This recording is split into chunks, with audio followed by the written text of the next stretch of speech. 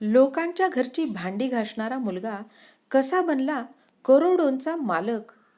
गरिबीच्या छाताडावर पाय ठेवून रचलेलं IT साम्राज्य. यश हे रक्ताच्या नात्यात नसतं, तर ते तुमच्या घामाच्या थेंबात असतं.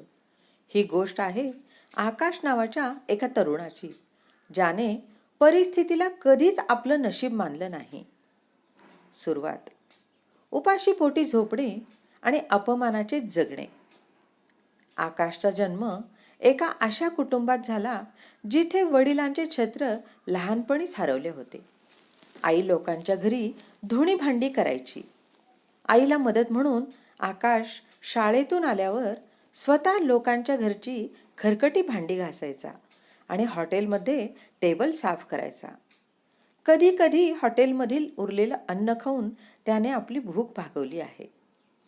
लोकांच्या घरी काम करताना मिळणारी वागणूक आणि अपमान त्याला रोज काहीतरी मोठं करण्याची प्रेरणा द्यायचा.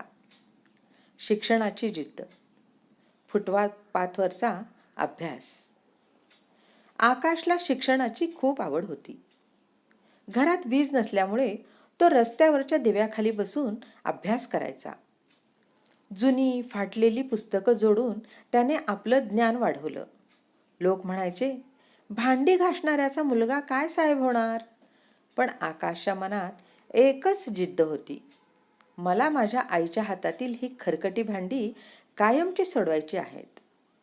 त्याला कॉम्प्युटरबद्दल खूप कुतूहल होतं. एका सायबर कॅफेमध्ये झाडू मारण्याचं काम त्याने स्वीकारलं, फक्त या अटीवर की काम संपल्यावर त्याला अर्धा तास कॉम्प्युटर वापरू दिला जावा. तिथूनच त्याच्या प्रोग्रॅमिंगच्या प्रवासाला सुरुवात झाली. शून्यातून विश्व, पहिली कोडिंग आणि पहिली कंपनी. आकाशने स्वतःहून कोडिंग शिकली. रात्री जागून त्याने सॉफ्टवेअर बनवण्याचे तंत्र आत्मसात केले. त्याने आपली पहिली छोटी वेबसाईट फक्त 500 रुपयांना विकली. तिथे त्याला समजलं की तंत्रज्ञानात मोठी ताकद आहे. पहिली पायरी: त्याने आपल्या झोपडीतूनच एक छोटा कम्प्युटर ट्रेनिंग सेंटर सुरू केलं. संकट: सुरुवातीला त्याच्याकडे फक्त एकच जुना कॉम्प्युटर होता, जो वारंवार बंद पडायचा. पण त्याने हार मानली नाही. ब्रेक थ्रू: एका मोठ्या कंपनीला त्याने बनवलेलं सॉफ्टवेअर इतकं आवडलं की त्यांनी त्याला 5 लाखांचं कॉन्ट्रॅक्ट दिलं. आकाशच्या आयुष्यातील तो पहिला मोठा टर्निंग पॉइंट होता. आजची स्थिती: 500 कोटींची IT कंपनी.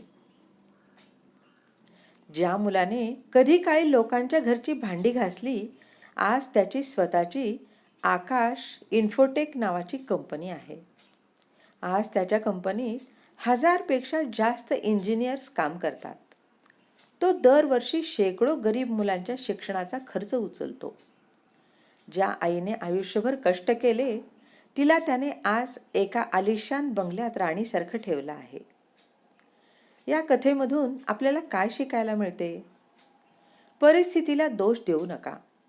जर तुमच्यात जिद्द असेल तर फुटपाथवर बसूनही तुम्ही जग जिंकू शकता. कौशल्य हीच संपत्ती. पदवीपेक्षा तुमची कला आणि तुमचं स्किल तुम्हाला जास्त उंचीवर नेऊ शकतं. आई वडिलांचे आशीर्वाद. आईच्या कष्टाची जाणीव ज्याला असते, त्याला यशापासून कोणीही रोखू शकत नाही. रसिक श्रोते हो, ही कथा तुम्हाला आवडली असेल तर लाईक करा, शेअर करा, सबस्क्राईब करा आणि एक गोड कमेंट द्यायला विसरू नका. जय श्रीराम.